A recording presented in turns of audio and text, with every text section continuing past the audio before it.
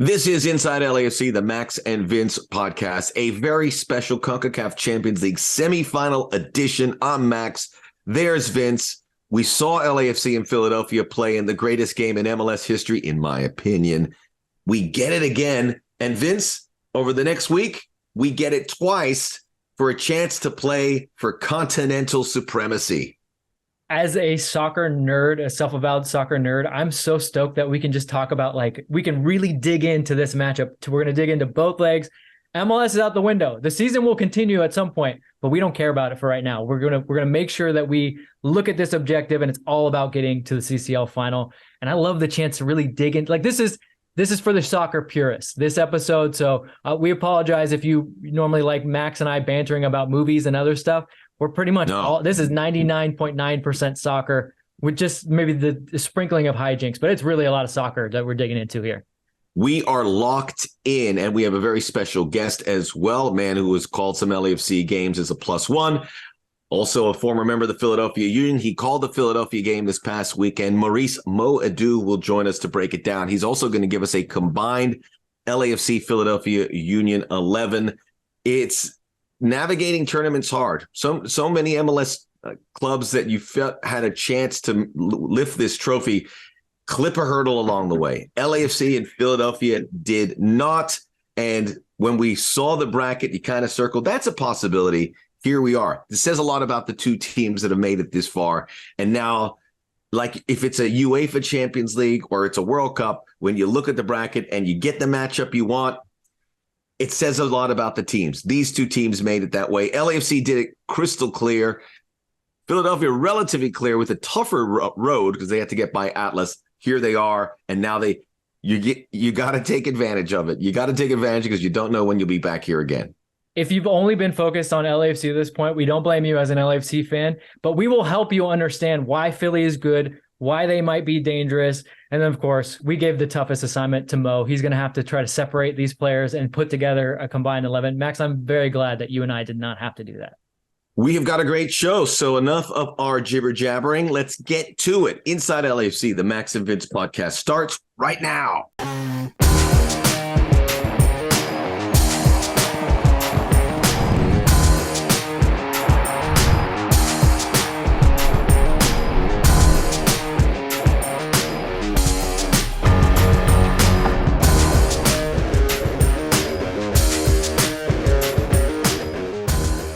Inside LAFC, we are going to get right into everything CCL, and we should, Vince, because this is a gift. This is just because you have two very good MLS teams in the competition doesn't mean they will meet in such an important game like a semifinal.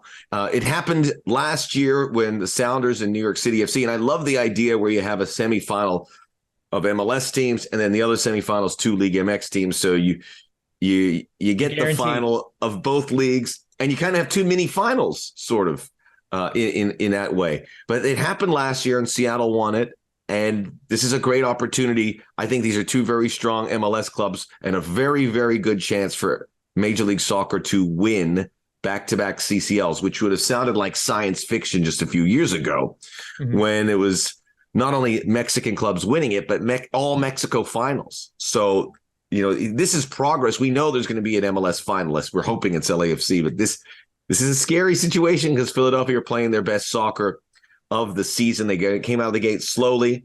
They were so efficient against Atlas. Professional effort to get rid of a very good Mexican team, which is just a couple rungs behind the other Mexican clubs, Tigres and León. And then LAFC, which is just blitz this tournament. And granted, they haven't had the harder path, as in the case they didn't have to face a Liga MX team, but they everything that's put in their path has been the Alajuelense was a little odd, but they have been comfortably. They've been very, very good on the road, and they put themselves in a good position for that second leg. We'll see if they can do that here. If they do, they're going to be in real good business. But this is a tricky one. But I think we always look for games where a neutral MLS fan could look at a game and say, "Oh, I'll watch that," other than watching my own team. And I think this is a great opportunity. I don't know whether droves of fans will go. We know there was a great number for MLS Cup. that's going to buoy people as well because of what they saw there. And the track record when these two clubs is that there's not much separating them. And now you have some bad blood, certainly from the Philadelphia perspective. It all puts it into a really exciting pot. But this is as a matchup on its own, right at the top of the list in the history of the CCL from an MLS perspective.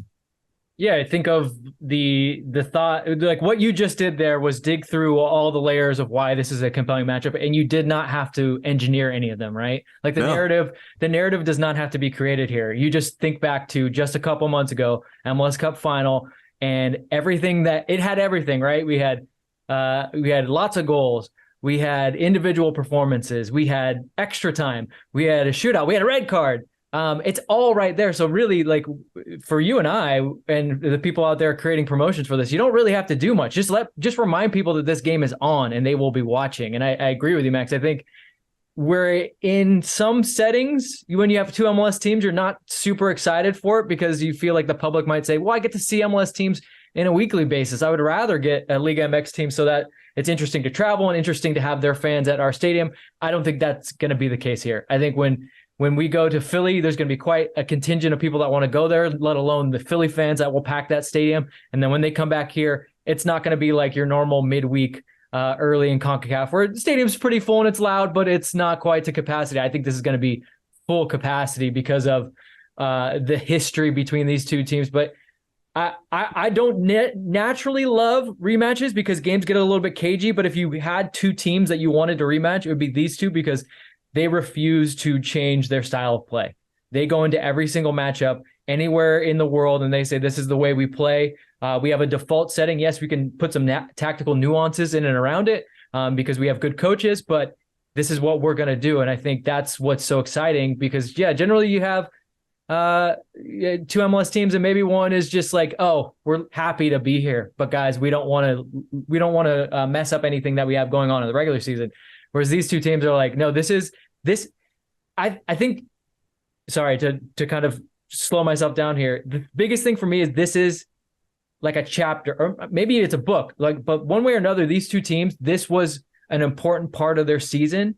And one will be going on to maybe make it the ultimate part of their season. And one will have to close the book on this part of their season. And one will miss their objective and one will reach it. And I think that is really, really important in this context. And I think MLS should be excited. I'm not saying root for all MLS teams, but to your point, Max, MLS needs to win consecutive CONCACAF Champions Leagues to make this a bigger product, akin to what Champions League is around the world. And so if we can get it done, if ever it's going to be done, one of these two teams is probably going to be the one that helps tack on to what the Sounders did last year. Yeah, I've watched CCL tournaments all the time, and there was always it felt like there was a gap, and sometimes it was really big. And what we've seen from like Philadelphia, who went to Guadalajara and got that result at Atlas, so many times when they go on the road against the Mexican teams, not only would they lose, but would get away from them and they would lose by 3 aggregate. And you're like, oh, this is over. I mean, this wasn't that long ago when that happened. So MLS has closed the gap.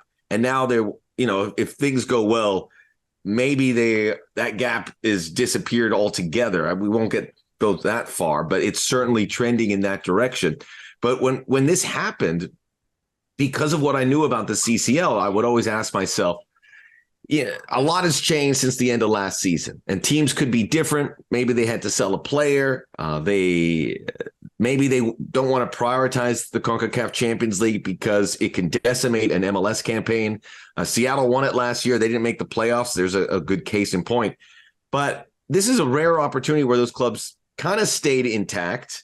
Well, we shouldn't say that LAFC did without Chicho Arango and Gareth Bale, but we're very quick to recoup and build a squad that is on par. And Philadelphia were supposed to lose a couple guys, and they stayed intact as well. And then they were serious about this tournament. Philadelphia had some issues early on, but they seemingly have fixed them at the right possible time for that. So they're both very good, not too far removed from MLS Cup. And then I think of the emotions. I know this is an LAFC pod, but I can't imagine what's going on in Philadelphia and how they can ramp themselves up and go, remember what happened last time? And how important it is for these guys to fix what happened. This is an opportunity to do that because it will lead to lifting the CONCACAF Champions League. And we don't know when you get back to this. LAFC was there in 2020, and now a couple of years later, they're back in 2023. And when you're in tournaments like this, you're in the semifinals. When you're that close, you've got to finish it. But there's only one team that will get that opportunity to do it. So when I think of this matchup and how we kind of, when the bracket came out, I said that would be great to see, but it hasn't really happened in the history of this competition. But it happened this year. It's a great testament to these two clubs and that pursuit of excellence that they've had. So all the pieces fell in place because, again, nothing is guaranteed. One of these teams could have gone whoop, easily based on what's happened in the past, but they don't. And that just shows you how strong they are. Yeah, Bob Bradley told me that once about semifinals. He said that they're weird games because, yes, when you get into a final, you know that ultimately this is it.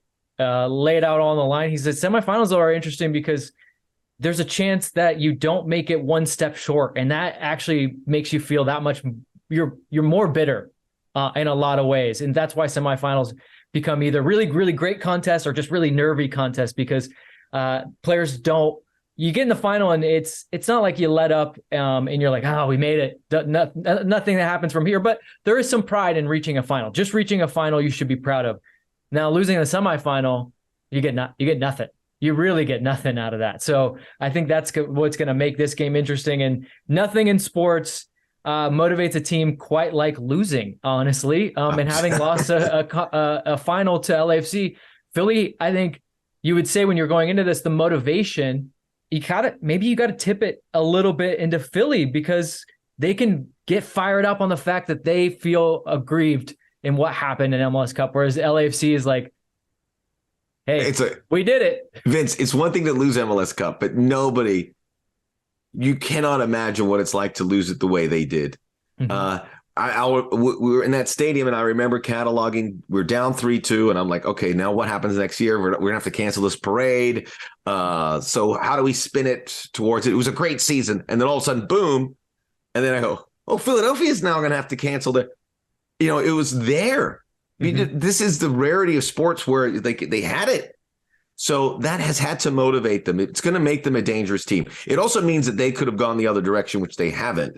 I mean, they have fortified it, and everything they have done has put them in this position, makes them very dangerous. And now they face this game, and they're like, this is what we wanted. We want another shot at these guys, and we get it. And that also has the fascinating element for LAFC, who knows they have this angry animal at their doorstep. There's no way you can take away MLS Cup heading into semifinal. It's going to manifest itself in certain ways. Mm-hmm. I think if we ask Steve Cherundolo today or a lot of the players, maybe their counterpoint to that is, well, every game we play in, we feel like we've got a target on our backs and the team has some kind of axe to grind with us, whether it was a loss in MLS Cup final or a blowout loss at some other point. So maybe let's put that aside, the motivation aside, because it is so hard. Like you said, I agree with you.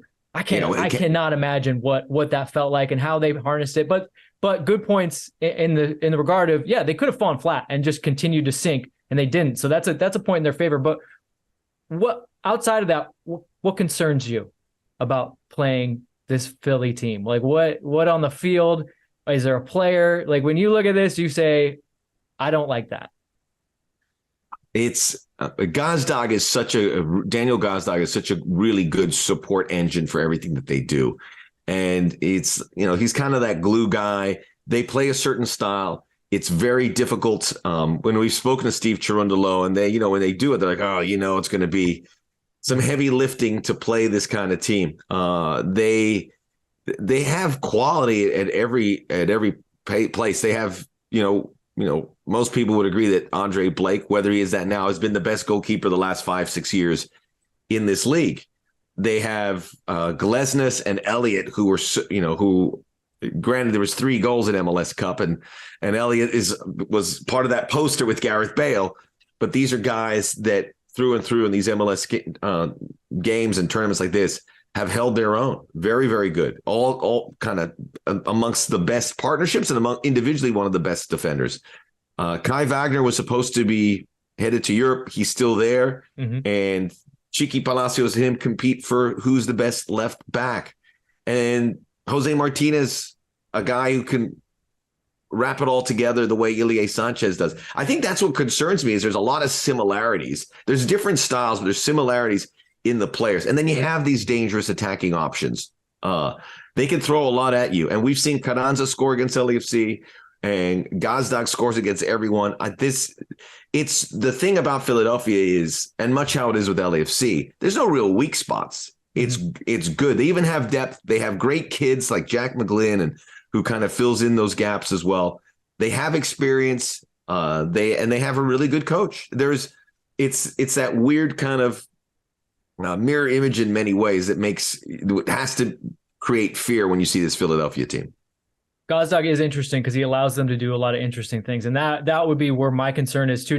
Maybe not specifically Gazdag, but in how he combines into that front three. Not a lot of teams play with two dedicated forwards. And actually, oddly enough, this weekend, Nashville changed their structure to have like two forwards and then Fafa Picault kind of fill in like in a Gazdag role. So I don't know if he did it, it obviously helped in their first half, but Gary Smith maybe did Steve Trundle a little bit of a favor by mirroring the team that he might see. But I think the concern is when you look at it and you look at this LAFC team, and yes, they were rotating. So maybe some of the advantages that Gary Smith engineered there won't be quite the same when you get a unit that works better in playing out. But the understanding of when to play out and when to play long is going to be important here. And what lacked in that first half for LAFC is they couldn't play out and then they couldn't play long. They literally, as much as Bogusz and Stipe stepped up the next level in the second half, they could not hold the ball and get that team forward. And I think that's the biggest concern. If Gazdag,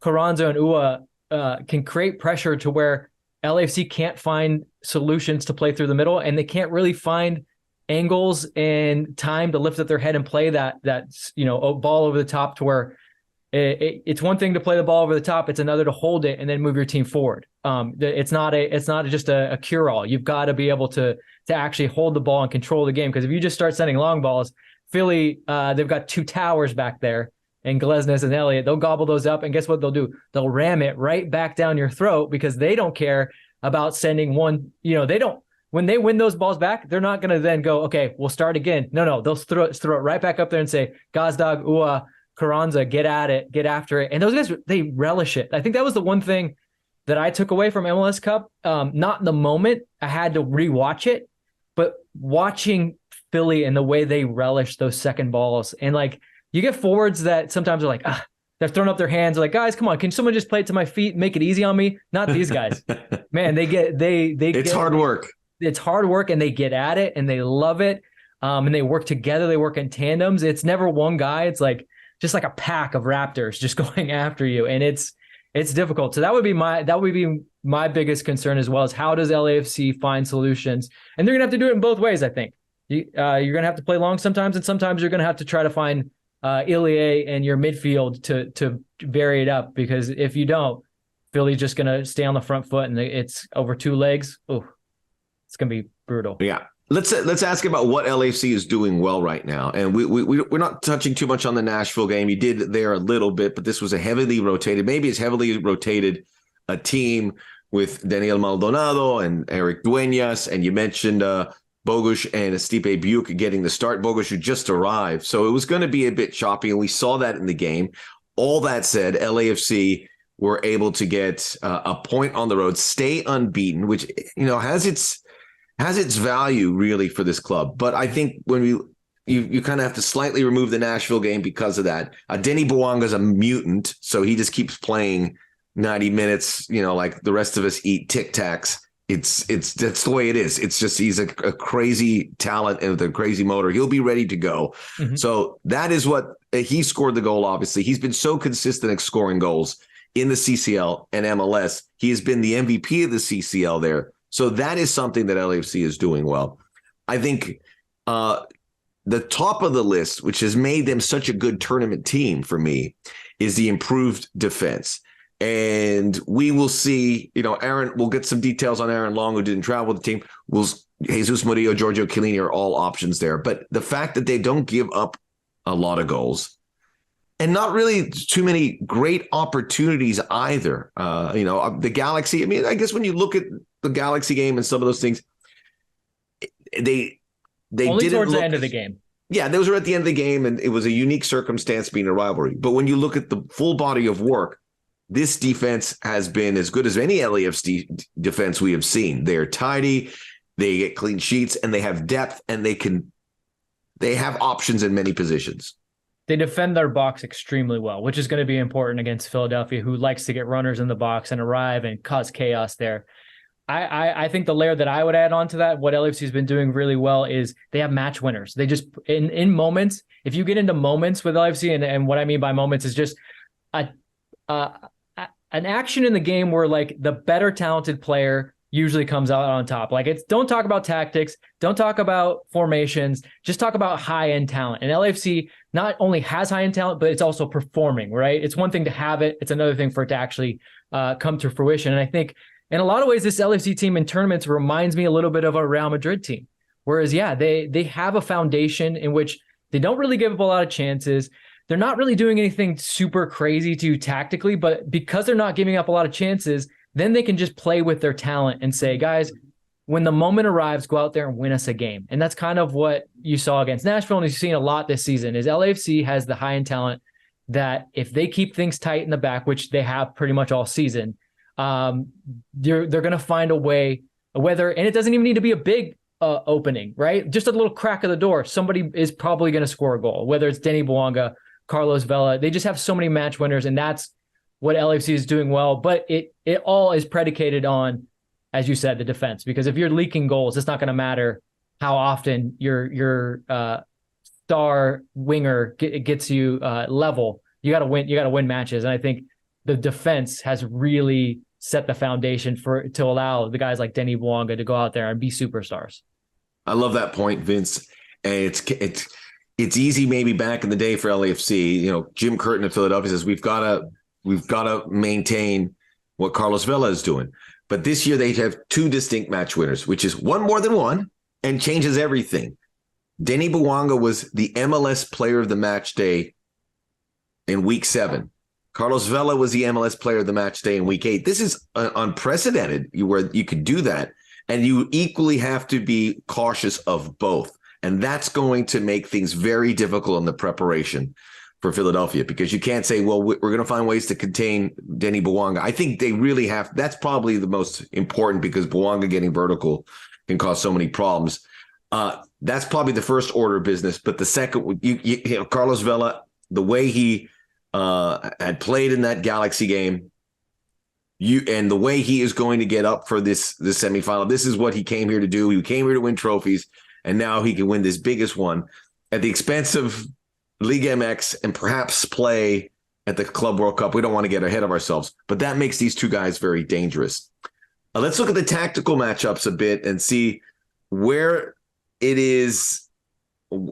What are the matchups that you think will determine this game? For me, it's, Philly is going to push their fullbacks forward, especially Kai Wagner. He's going to get really high up the pitch. They love to kind of vacate that space. I remember talking with Jordan Harvey about it. He said that they'll literally just vacate the left side and say, Wagner, you've got those 30 yards to eat up. Use it any way you see fit. And he can either send in an early ball, he can dribble forward to really put you under pressure. But the flip side of that is, if he's forward, who's counterbalancing? Is it Martinez? Is it one of the other midfielders? And to your point, how do Bouanga and a lot of ways Vela too, because I want to point this out. Carlos, you need him to have assists and goals, but don't undersell his ability to get you out of pressure. If he's a safety valve and he's winning balls and not just playing it directly back and recycling it, if he's winning balls and then being able to turn upfield and move the team upfield, that's going to put Philly under a lot of pressure. The flip side of that for LAFC is how can you be clean in your back four? Because you know there's going to be three guys on top of you at all times. Gazdag, Ua, and Carranza are going to be getting at you at every Ua chance. Coming off a hat trick also. Ua coming out, yeah. So it's not just that the fact that they're going to work hard. They have quality to score and to finish off plays. So it's one thing. I think this LAFC defense, what is maybe different than years past, is they are willing to just get it out of danger. But there's times where balls are going to be bouncing. It's you got to make a clean play on it. If you just tip a ball sometimes you get away with it. Not against Philly. You just tip a ball, they're going to be on top of it, and it's not just that they win it, then they're coordinated in their movements right after winning. They're so smart on where the next play is after winning it. So for me, the tactical battle is LAFC on one side getting behind Kai Wagner and scoring goals, but in verticality, but also holding the ball and helping their team get forward. And then on the flip side, when Philly puts you under pressure, what are your solutions? Are you able to play out of bounds in a clean way? Are you able to find a teammate? How do you win second ball? So a lot of that comes down to intensity and focus. That would have been mine too, because I think we've seen that so many times where the space is there for LAFC to enter if they can get the ball with Kai Wagner a little further up. They'll tend to do that a bit with Harrell on the right side as well. So there is a place to exploit it. I think that's certainly the right answer. The midfield play, a winning ball, pressing and winning that ball back in a matchup that's going to have so much energy, I think is something that may be a little bit under the radar, but it's always prominent in games, whether it's this or any other games. And they have such good midfielders that will be a key. I want to spin it forward because this kind of relates to the next question: is what will mean that Philadelphia will advance? Let's answer that. Philly will advance if, and then LAFC would advance if. I will start with the Philadelphia one because I think I'm looking at the track record here, and it is Philly will advance if they pick up a ton of set pieces and they are able to convert them, because I think they'll be good at it, because they can throw a lot of different things, including Glesnes with these long-range free kicks, the corner kicks as well. They have the two big guys, and they have a lot of good options from those set pieces, whether the corner or the free kick. LAFC's got to find a way to limit that. If they don't, I think they could find themselves in some trouble. Yeah, Philly wants to play in spurts, right? They don't want these games of big open sequences where both teams are passing for a while and then, the ball's not going out of play. It's beautiful football. They don't want that at all. They want to chop up the game, make it into smaller bits, and like you said, set pieces with the guys that they have. That's going to be huge. Yeah, I think to play off that, Philly will win if there's chaos. And like I said, if the game is choppy, if there's a lot of fouls, if the ball is going in and out of play, we're talking about 1-2 passes before it's getting into a team's defensive half. That's where Philly's going to thrive, and that's where they're going to find solutions to wear you down over two legs. LAFC will advance if. I think there's so many things they can certainly throw at you. Mm-hmm. Obviously, I mean, I've been thrilled about how good LAFC have been with limiting mistakes. Big mistakes, they've really been able to limit that. And that is why they have been successful last year. That is why they've been able to do this year. There is a real great team spirit about that. It could be something really small, but just like, I think they'll have chances. They certainly got to take those chances. I would also imagine the blueprint is pretty clear. Do your damage in that they've had the benefit of a same situation in each round of the CCL. Away for the first leg, at home. Part of that is they earned it. Part of it is they got lucky with Vancouver. Vancouver was supposed to have the second leg, but they've used that to their benefit. And I think if LAFC can get out there and be defensively tidy, they could they'll put themselves in that position. Just look at what you've done before. Follow that blueprint. This is a much tougher opponent than you face. There's no doubt about it. But play a very smart game plan. Be aggressive when you have to, and go get those goals on the way. Take your chances, and I think they'll have them. And they have the guys that can put them away. It's been the story all season long. Agreed. Yeah, big mistakes, obviously, in a two-leg tie were, if MLS Cup is a CCL tie, 3-3 is going in favor of Philly, right? You can't be giving up road goals. So you have to avoid that this time around. Haven't allowed one road goal thus far. Right. No, one. You allowed Alajuelense you did allow two. Away, though. Sorry, I'm saying, yeah, you're right. Away, they have not. What I'm saying, though, is once they come home. Gotcha. I understand. Sure, yeah. Sorry. Yeah. We were on the same page, just talking differently. But yeah, I agree with the big mistake. And then my add-on to that is stay connected.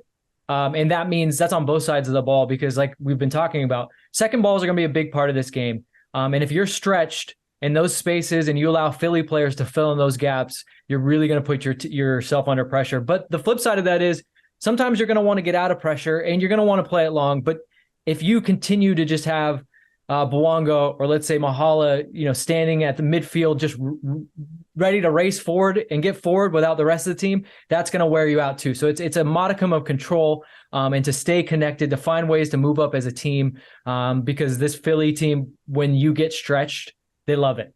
They live for it. And LAFC at times, and we've talked to Ilya about this. Sometimes it's hard because one guy is like, okay, we're going to press here. And the guy behind him goes, no, I don't think this is the moment to press. And then you lose that bit of connection. Or a guy says, okay, we got to go. We got space in behind. We got to go right here. But maybe it's not the right time because you've already gone 100 miles an hour for the last 15 minutes. And maybe you just got to connect some passes. So that's one of those like kind of feel for the game. And that's really takes guys like Ilya, guys with level heads to really set the tempo and help the team understand this is the time to go. This is the time to stay.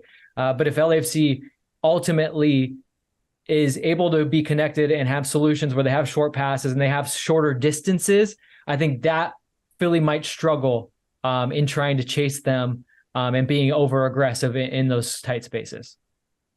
I would say LAFC could use some depth here. They were able to rest guys over the weekend. If they're close to full health, this is an advantage for LAFC. I like what they have been able to. They've really created their own depth this season. Very savvy with the additions, and you've had minutes for guys like Stipe Buick. You even got Bogusz in the mix here with some minutes. Timothy Tillman. You've gotten Jose Cifuentes to play a bigger role here. That's important as well. You have the international date further removed, which is where Aaron Long as well as Kellen Acosta participated. So I think the depth, if this gets into the deeper waters, is a benefit to Philly. I'm not saying Philly's not as a deeper squad, but LAFC I think has the edge there. They have a lot on their plate here, which should give them a lot of confidence heading into this against a very good team. Yeah, I think depth. Philly's depth is a lot of like for like, where I think LAFC can kind of change the game with their depth. Just case in point, Tillman, Cifuentes. Who you play or who you bring in later changes the complexion of the game. So I think LAFC, and this is assuming everyone's healthy. We know some guys didn't travel. It could just be precautionary, but if everyone's healthy, and we hope they are, because look, this is the reason why we're doing this is because this is it. This is the whole ball game here. The two legs back to back, no MLS games in between. MLS did a great job allowing these two teams to focus. And so you hope that they're healthy, and you just like, if you love that final, and I know everyone did because they're calling it the greatest final of all time, we get two of them. And the teams have to figure out how they deal with the fact that the game in Philly is only going to be halftime before you come to LA. And you want the coaches to have everything at their disposal, because they really, in that final, it's felt like they had everything at their disposal, and the changes they made, obviously, Steve has to bring in McCarthy for Crepeau. Gareth Bale's able to come in. Like the way that these two coaches can affect the game by little changes or little tactical nuances is going to be pretty great to watch over 180 minutes. Oh, this is what I know of watching these games so long, what I've always hoped for. Obviously, we're affiliated with LAFC, but if this was a neutral game, I would be enthralled by it, because it's a sign that MLS is getting closer to arriving. Winning CCL was always the undiscovered country. Seattle made the breakthrough. Now MLS has a chance to show that it has the momentum, and I think it is. I do truly believe that the best two teams left in the competition will be playing in Philadelphia or Chester, Pennsylvania on Wednesday. And that is going to set them up in such a good position here. You got to control the emotions, which I don't think LSU will have a problem with. I think the emotions reside on Philadelphia's side for those things that we touched on. But there's so much on this plate. It's going to be absolutely riveting. Let's continue the preview, Vince, with bringing a very special guest, a man who has called some LAFC games as a +1, guy who has spent plenty of time with Philadelphia as a player, called their game over the weekend.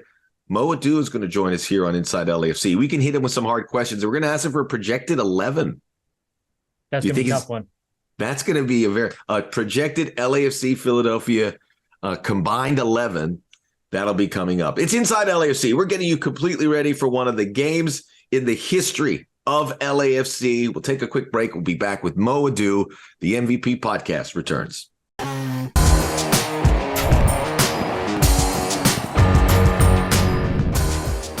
A very special guest here on Inside LAFC, the MVP pod, a friend of the club, a man that I've called many LAFC games with together, including where I got my ring. So I'll never forget that day, Mo, even though you think I might have. When we did LAFC Portland. I can't give you all the details. But Mo Edu joins us here, and it's obviously a guy who could tell us about LAFC, local soccer product, and a guy who has also been recently calling Philadelphia games, and there's a connection there. So you were the perfect guest. Thanks for joining us. Of course, man. Of course. Looking forward to it. And I'm glad you didn't forget about the game that we called together when you got your ring. That would be a catastrophe if you forgot about that game. You've been with Costigan. I've been with Dunseth. So how has the Apple TV run been going for you? For me, just starting to get in the rhythm. I was a little rusty at the beginning. Now I'm starting to feel pretty good and getting to travel to so many great ports of call here in Major League Soccer. It's been good. Keith is someone that I've known for a while, and I've been calling games with pretty, I would say, outside of when I was doing games in Atlanta and consistently doing games with Kevin Egan. I think Keith was probably the person right after that I'd called the most games with. So it was kind of just getting back on that bike, right? And fortunately, we have a pretty good cadence and a good understanding of one another. And it's been good. We've enjoyed it. Obviously, looking to continue to grow and get better, but ultimately, so far, it's been good, and we've enjoyed the way things have come across. Oh, you guys have been great. Very professional broadcast. I know Vince would agree. Oh yeah, I love Keith and Mo. You guys do a great job. It's a good interplay between Keith's ability to also analyze the game and handing off to you. I think you guys always do a great job. And it was great that you were on the Philly-Toronto game because we brought you here, Mo, to talk about the rematch. It is the rematch of MLS Cup final, but I like to call this the Mo Edu Derby because you hold a special place for us here at LAFC as a +1, and obviously attest to being there for Max's ring ceremony. But obviously you were known more so towards the end of your MLS career as a Philly guy. So you are the best person to talk to about what we have coming up. And this is going to be solely focused on the two legs of the Concacaf Champions League semifinal, LAFC versus Philly. Mo, my first question for you is, and I'm curious because a lot of people are very excited about this. I'm excited. Don't get me wrong. It's a semifinal, chance of getting a final. But how do you feel about rematches? Are you a rematch guy? Some people hate them. Some people love them. Why would you hate them? I think it's a great scenario for either team. Vince. If you're the winning team, I think it's a chance for you to kind of assert your dominance again, right? Show that it wasn't a fluke. You'll know that the opponent coming into that game has a chip on their shoulder. They have a point to prove. They want to show that in the last match they got things didn't go the way that they were supposed to go. So from that standpoint, if you're the winning team, there's that motivation. And then obviously if you're the team that didn't get the result in the last game, the motivation is clear. You were trying to avenge something, albeit a lot of times that rematch game comes in a different scenario, different competition. Maybe it's a league game as opposed to a playoff game, or it's a league game instead of a championship game. This time it's CCL instead of MLS Cup. But I think for the Union, of course, they're gonna. I think they've been unapologetic about saying that this is where this is a competition they've prioritized at the start of the season, and now it's a game against LAFC, and they've had that kind of circled on their calendar, and they're looking forward to that match. I'll defend myself. I'm just, familiarity breeds contempt, and sometimes the games they get a little bit maybe too chippy for me because the teams know each other too well. But these two teams, regardless, their styles are obviously going to come to head, and it's going to be chippy regardless. But that's me defending myself. Sorry. It's okay, Vince. Hey, but Mo, do you think it would be an attractive game? Because the last time they played, it was arguably the greatest MLS game ever played. They're both playing very well right now, which makes it very dangerous for LAFC. You saw the game over the weekend. I would also add the Philly game in the second leg over Atlas was really impressive. That's how you go out and do it. But do you think stylistically it would cater to an attractive open game? Yeah, I do. I mean, did you watch MLS Cup? Right? Like, did you watch MLS Cup? Did you watch any of the previous games between these two teams? It's it's been one of it is a rivalry, right? It's a rivalry at this point in time, and it's a rivalry because of the similarities between the two teams, but then also because of the differences between the two teams being on different coasts. Then the fact that you look at the last 5 years, I think these two teams have had the most points in terms of regular season points. You look at the way the teams are constructed, two contrasting styles of play as well. Similarities in terms of you have two young American managers who are exceeding and doing well. And then I think the ambition, although, as I said before, the teams are constructed in different ways, the ambition is there from both clubs. But then if you just now focus solely on what actually happens on the pitch, the games have been crazy, right? The last 4 results have been all draws. I mean, MLS Cup, obviously, LAFC wins in a penalty kick, but through regular time, the last 4 matches have all been draws. And so there's not much between these two teams. So to your question, yeah, I think this is going to be not just an exciting game, but an exciting draw. Home or in Philly, in LA, both games are going to be high-stake games. You have two teams coming into this match in good form. Philly getting that 4-2 win against Toronto, and it actually could have been a lot worse than that. That first half was Philly back to being at their best. LAFC get a result in a tough place in Nashville, and they had a chance to rotate their squad. I won't say rest players because that 11 they still put out is one of the best in the league, right? Like you would look at that 11 and say, okay, that's a normal lineup for most. That's a strong lineup. So I won't say they had a chance to rest players, but they had a chance to rotate their squad in preparation for that match. So I think things are aligning at the perfect time in terms of LAFC. They start off the season hot. They're continuing that. Bouanga is a freak of nature. And then Philly coming into form at the right time and at home. I think that's a key part of this matchup and this draw is that they're going to get a chance to play at home in the first leg. Potentially that could be a benefit for them, maybe not. But I think when you look at the last week for them, they had, I think it was like three matches in 8 days, and all 3 were on the road. So it's been an interesting start to the season for the Union. And so the timing of this, being able to play 2 games back-to-back at home, I think is a good situation for them going into this match. Can I just follow up? And Vince, you can answer this as well, because when we think of Concacaf Champions League, it's MLS versus Liga MX. That's the sweet spot. But we have this unique matchup here where, as you've pointed out, you have the 2 best teams in MLS the last couple of years. It doesn't mean they were going to meet in the semifinals, but they both did, and they do it pretty clean. And now we have this very special matchup, which, to be perfectly honest, we don't have enough in MLS. We don't have these games you look on the schedule and go, that we've got to watch. Now, this is not an MLS game, but if it was, you would watch because of everything that's happened. So just from a neutral's perspective, this is a game that you really should tune in. Yeah, you would, maybe some folks, I wish it was Atlas. But with that game, and we talked about stylistically how good it was, and just the familiarity, it's going to come really quickly on Wednesday, so it may not be able to get hyped up as much as we would like, but this is exactly what the league is looking for.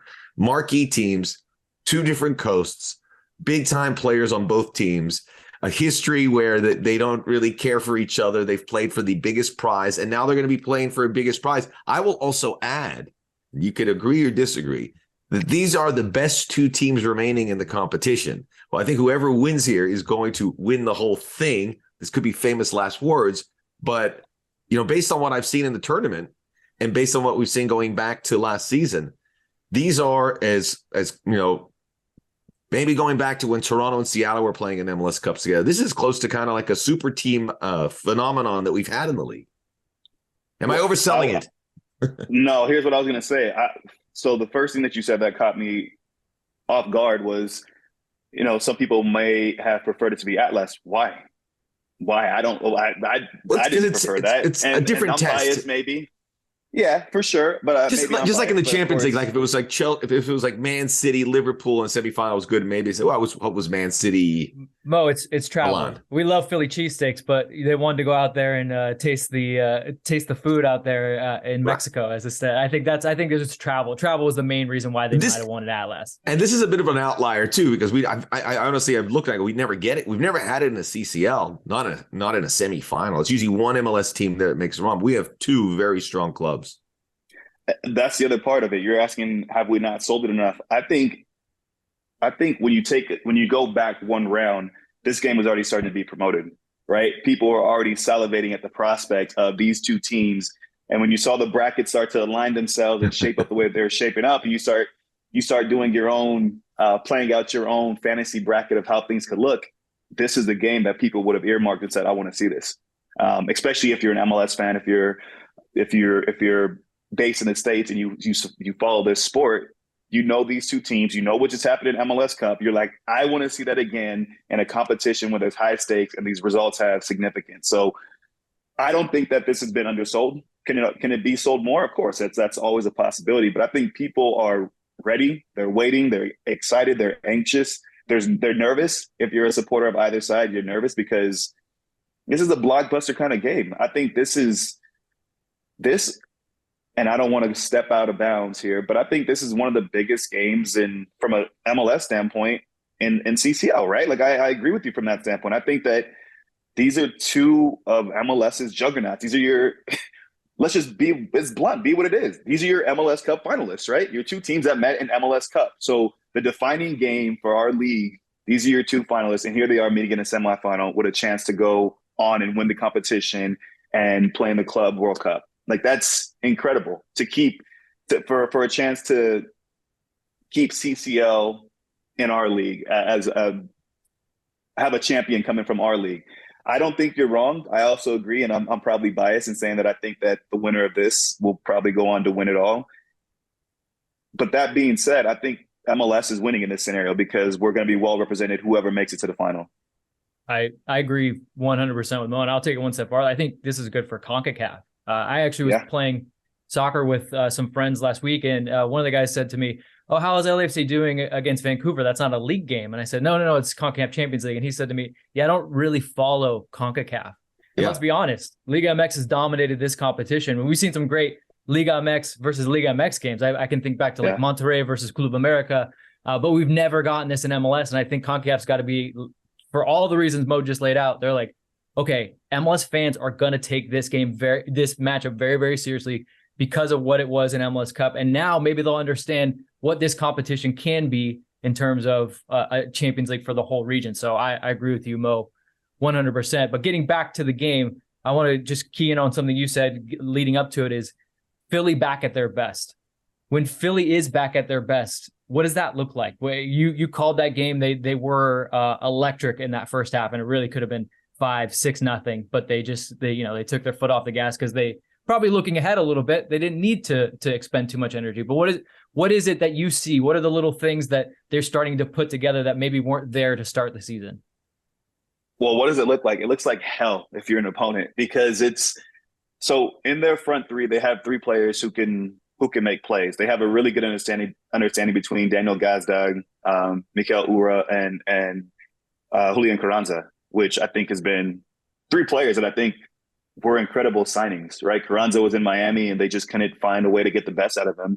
He comes to Philly, he's bought in, and Jim Curtin finds a way to now, I won't say take his game to a new level, but to showcase what his quality really is, what his potential really is. And there's still more to come from him. But what does it look like? Well, those three, they start the press and they have their cues. And when they are all in sync, when the ball turns over, they counter press, they win it back, they have an attempt on goal, and then they get that second wave of attack. They keep the play alive. They just keep pounding you relentlessly with pressure. I think what's different, what'll make this game even more intriguing and what we kind of saw in MLS Cup is LAFC are not hell-bent on that they have to play through, like they have to play out of the back or play through press. I think that they have different ways to combat teams that press and play a high tempo or play with a counter-pressing system. They have no issue playing a direct ball, winning a second ball, and starting their attack higher up the pitch.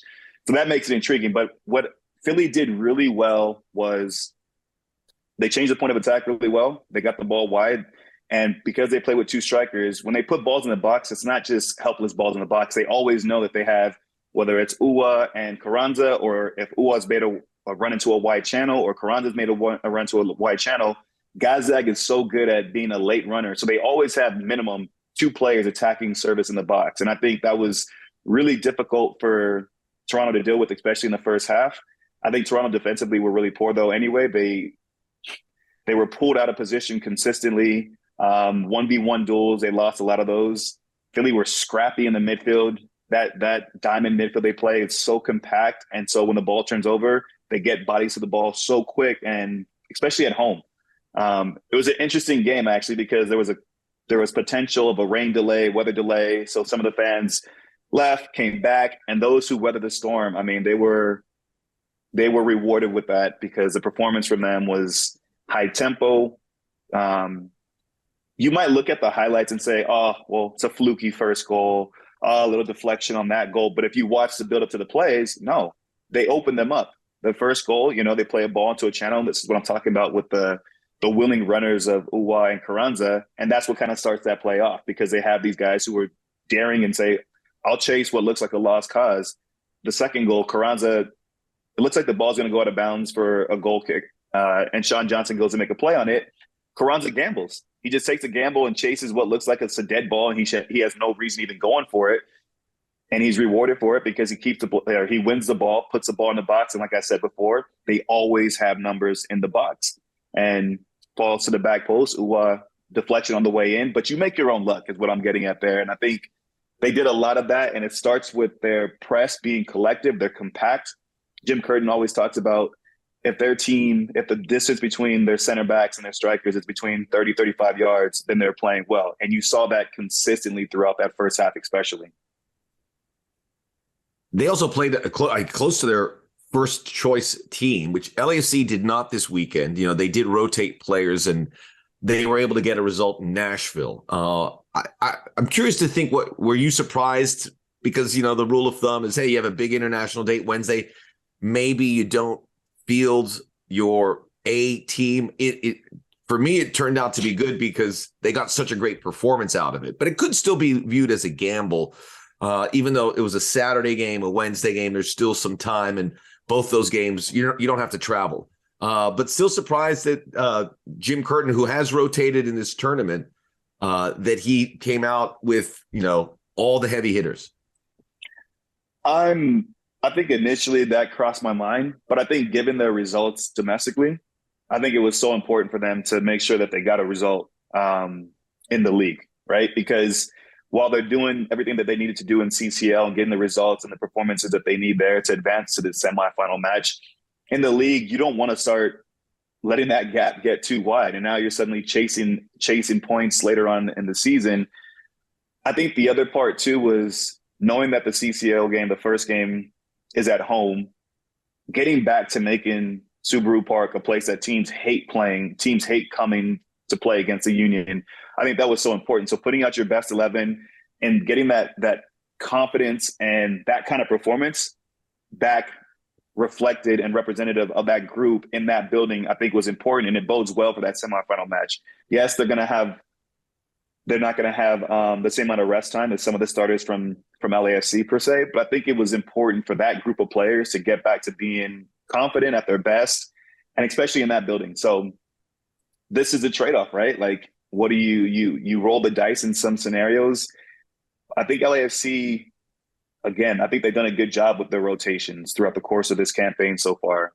And they have their squad's not as deep as it was last year, but I think what they have is, it's just consistency, right? When you put in Tillman for Cifuentes, the level doesn't drop. You put in Palencia at right back, or you put in, whenever you plug and play, it's the expectation, I think, from fans, from this group, from the players, from the manager, from everyone attached to LAFC, is that nothing's changing. The end result is expected to still be the same, and that's 3 points. So we've seen that throughout the course of this campaign so far. So you kind of anticipated that was going to happen, especially when you're going to have 2 matches on the road back to back. There is a little bit more of an element of travel introduced into that scenario. So maybe it makes more sense from their standpoint to rotate. From Philly's standpoint, I think it was just about getting that starting 11, playing at a high level again, playing and firing on all cylinders ahead of what's going to be a really tricky match. If we stay focused on LAFC and how they are going to have to play against Philly, if everything keys from Philly up from the press and the counter press, and as you said, this LAFC team is okay playing over the press. Look, you played in central midfield. You know how it is if a team is hell-bent on playing over a press, but that other team, a Philly team that has strong center backs, is just gobbling those up. It's like tennis. You're probably just looking, you're like, when am I going to get in the game? So what does LAFC have to do? I know they'll probably have to vary it up. You can't always just play over the top. What do they have to do to not just, it's one thing to play over the press. It's another thing to then hold on to the ball and move your lines forward. What does LAFC have to do to keep it from going wrong in that instance? Well, I think what LAFC have is, and this might sound crazy because the players that I'm going to compare them to are Insigne and Bernardeschi, but in whoever it is, if it's Opoku or, well, not or, Mbuwanga or whoever else is playing in a wide area, I think, and I also think the tactical setup is a little bit different too. LAFC or Toronto FC, when they defended, they ended up defending in a 4-4-2. So when they won the ball back, they have Insigne and Bernardeschi who are more central and are two players who'd rather come back to get the ball, right? They didn't have many players who look to get in behind and stretch the field and make the field bigger. Whereas LAFC, they have that. They have players who want to get in behind, who have the legs to stretch the game, who are willing runners to stretch the game. And so the way that Philly plays in terms of their buildup, Kai Wagner on one side, he got high up the pitch on that left-hand side against Toronto. Nathan Harriel had the freedom as well to get a little bit higher up the pitch. And there were some instances in that first half where Toronto FC won the ball back, and Philly had players high up the press. They played a couple passes through, but then that ball that you would expect to either now exploit that space and behind a fullback, there was no player to exploit that space. Whereas I think with LAFC, they had those players. So it's just managing the game. It's nothing that they haven't seen before. We saw how it played out in MLS Cup, right? It's a little bit of a tug of war, right? Where you have two teams who have clear identities and strategies and tactics of how they want to go about the game. It's just about who seizes the moment, who's a little bit more polished when the opportunity comes to exploit the other's weakness. I think Toronto FC let themselves down because they weren't sharp on the ball, especially in that first half. And when there were opportunities to exploit space in behind, whether in a wide area where you're dragging a center back into an area he doesn't want to be in, they didn't take advantage of that. So for LAFC, it's just about when they do have possession and they do play long. I'm not saying just pump it up the gut straight down the middle, because Gleason and Elliott, they're going to eat that up. They'll feast on those kind of opportunities. But if there's space to now play a ball, if it's Ilie or it's Kellen Acosta hitting a blind ball into a wide channel and letting Bouanga run onto that to try to draw out a center back and create a 1v1 scenario there, or if it's them playing those balls and now it's forcing the fullbacks of Philly to have to drop deeper and be a little bit more disciplined, and now changes the game up a little bit more. I'm so hyped up for this game. Mo, this is fantastic. And the one, because I was listening to you, and the one thing I also thought about this, how interesting it's going to be from the sidelines with Jim Curtin and Steve Cherundolo, because Steve, we've talked to him, and he says, we're going to win these games. And they have. They went to Costa Rica, 3-0. They went to Vancouver, 3-0. This is a different challenge. And I'm so curious to see how the managers approach it. And obviously, with two legs, it may sound a bit cliche, but it is what it is. You've got to really protect your home court and see what you could do. There's a benefit for LAFC with the second leg, but I guess you got to be careful here about Philadelphia's ability to maybe punish you where Vancouver and Alajuelense were not. Would you expect maybe LAFC? There's not going to be a different approach, but in some areas to be a little bit more conservative, perhaps more traditional, like teams would be in a big semifinal. This is the semifinal when you're on the road. I won't use the word conservative. I would just say you have to be clever. You have to manage the game, right? You know what you're getting yourself into. As you said, it's a semifinal, and it's not a one-off occasion. It's a two-leg affair, right? So you have to be calculated when you take your risk.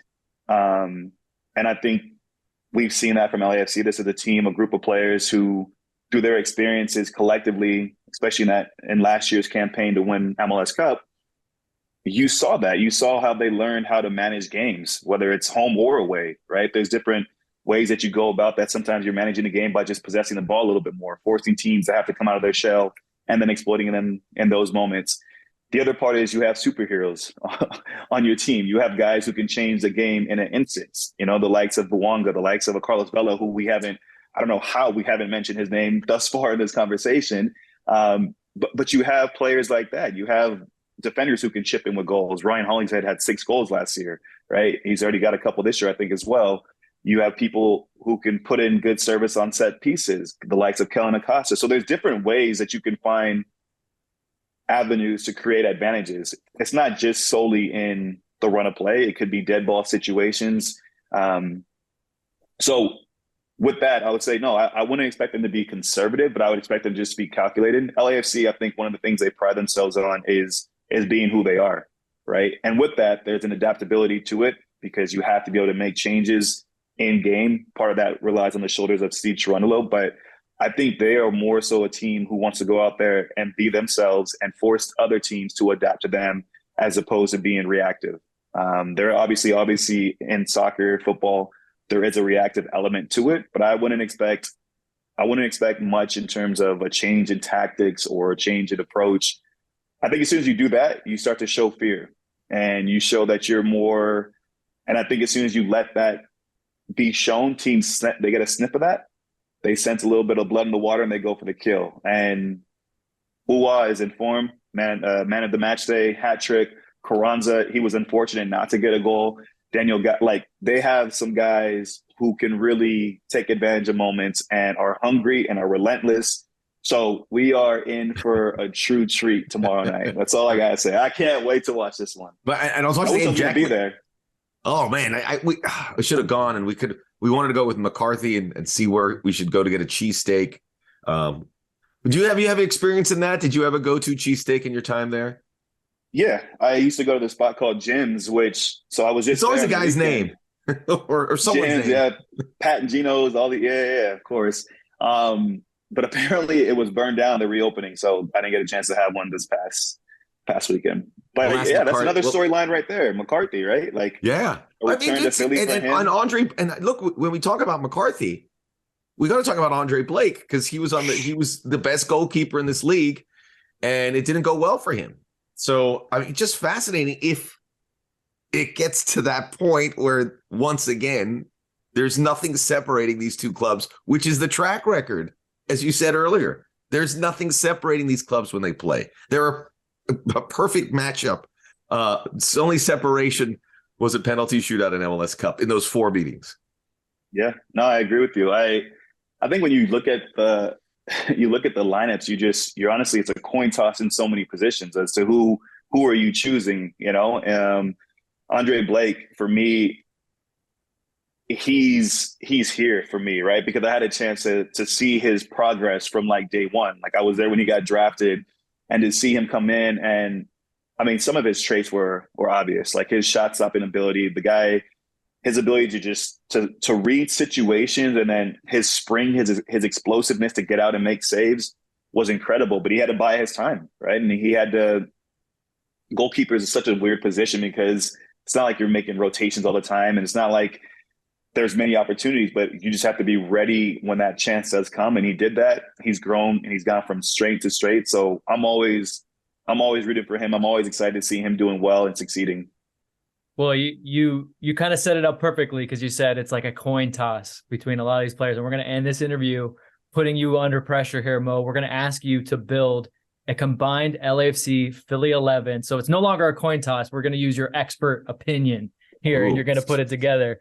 Because we've been circling around. We can help a little fill some gaps, or we can maybe overrule something. But really, what we've been saying this whole time is it's strength on strength, and it really is hard to separate these two teams. So that's why we're forcing you to do it ahead of this 2-leg matchup. And just for people out there that might be screaming, well, they don't even play the same formations. In a lot of ways, though, it's a back 4. It's 3 midfielders that are going to do a little bit of extra work and cover some ground, and 3 attackers that are going to get a press and then be expected to be there in the finer moments. So I think we can do this in a way that has a little bit of symmetry.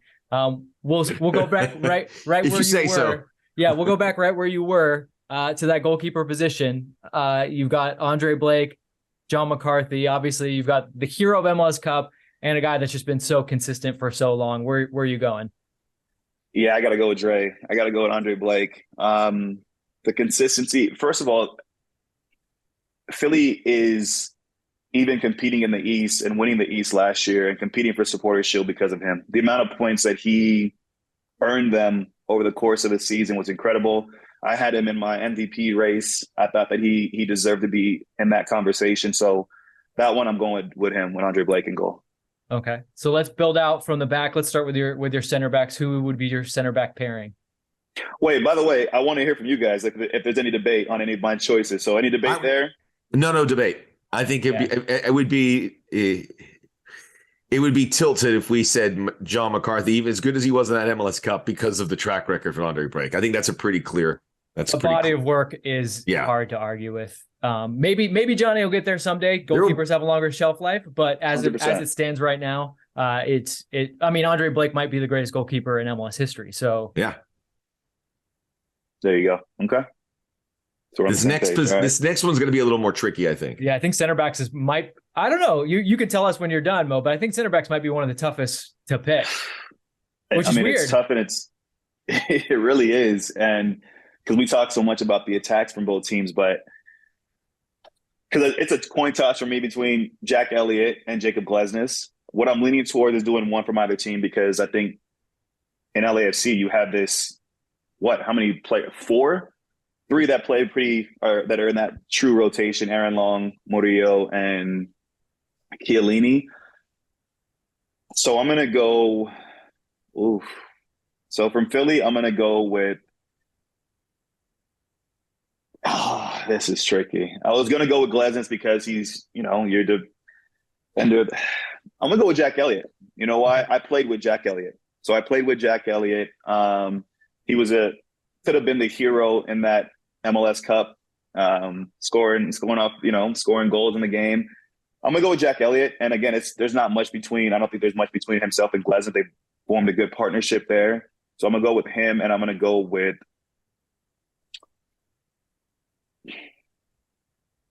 I mean, there's a claim to put both Philly guys there for the reason you said, because LAFC rotate these guys a fair bit.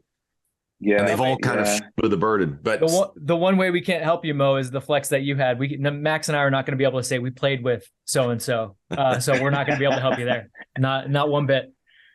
So I'm torn between Murillo and Aaron Long. So Giorgio is not even in the conversation for you then at this point. This is interesting. And now you're making me want to reintroduce. I was leaning towards those two.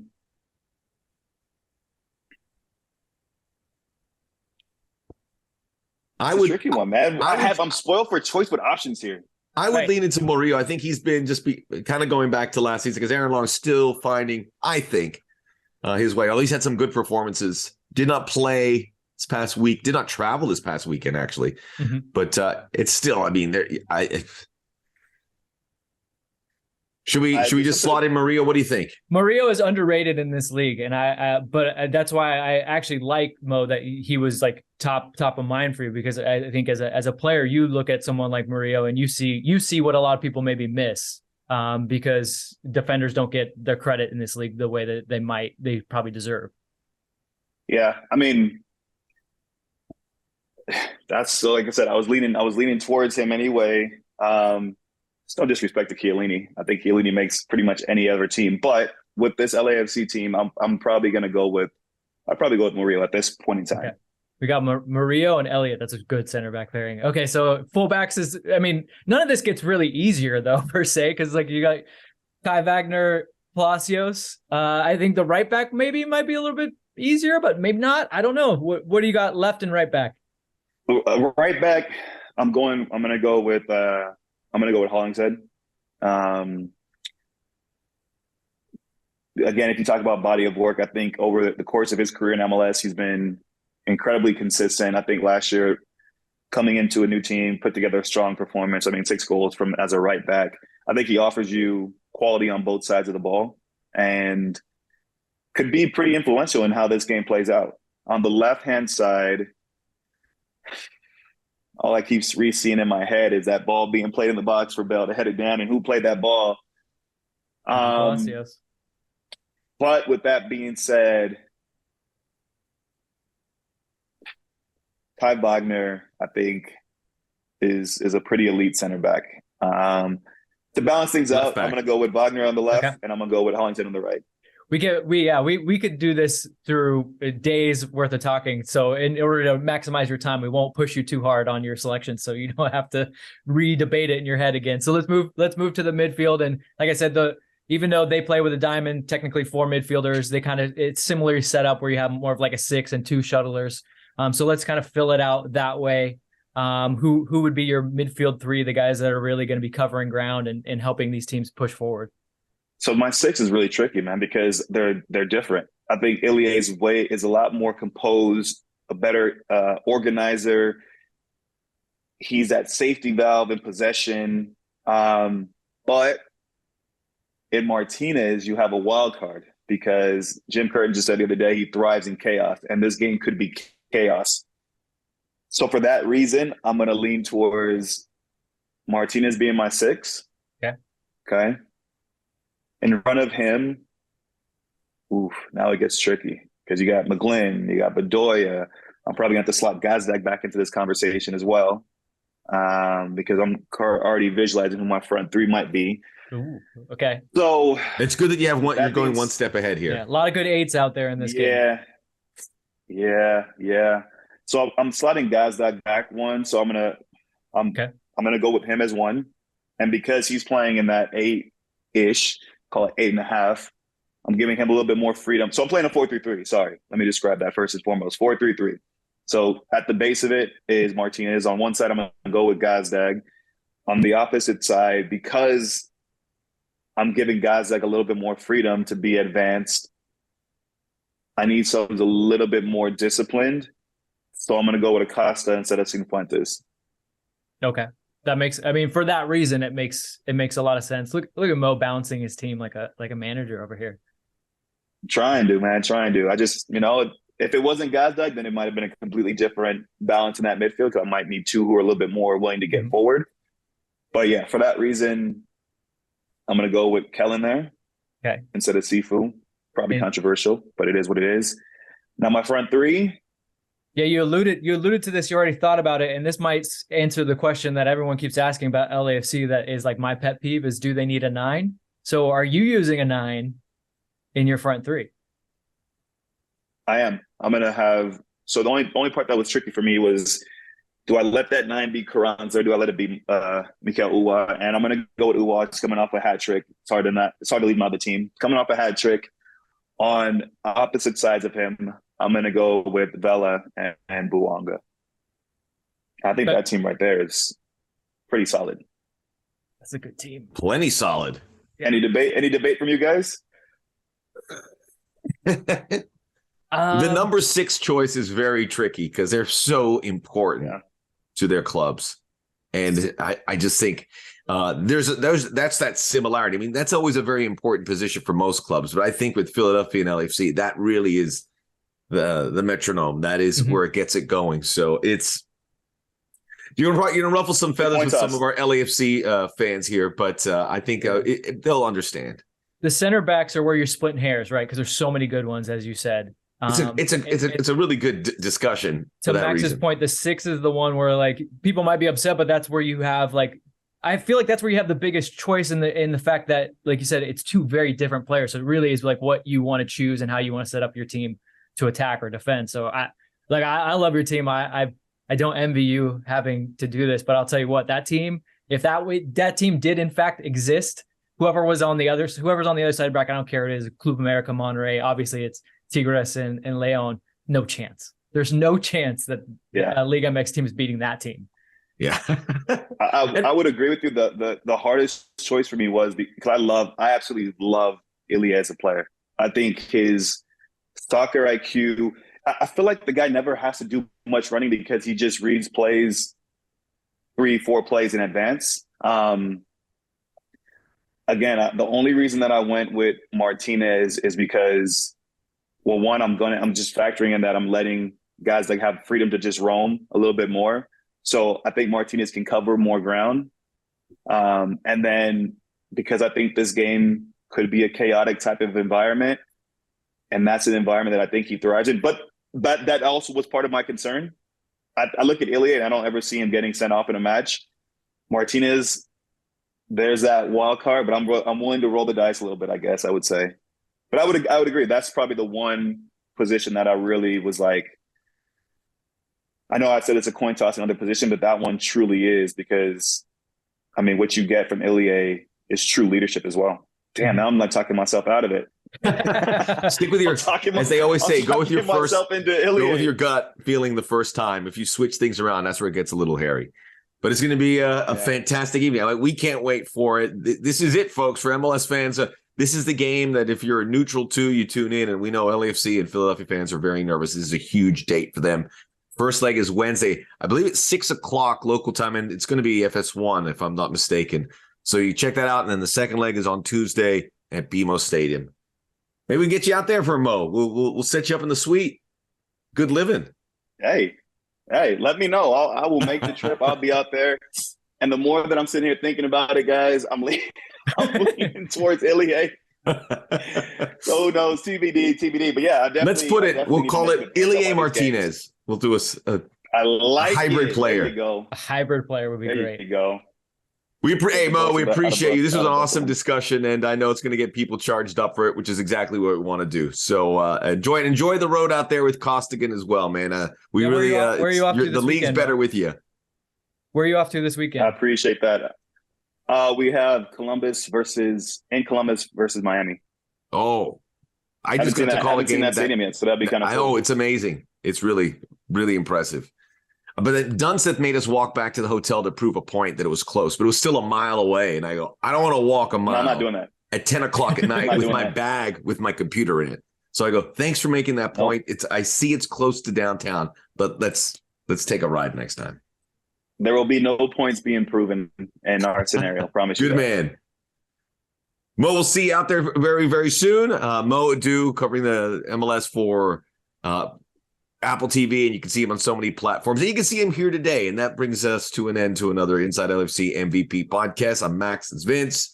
Make sure you rate, review, download, subscribe, tell a friend, and we will see you out at the stadium, or we'll see you next week.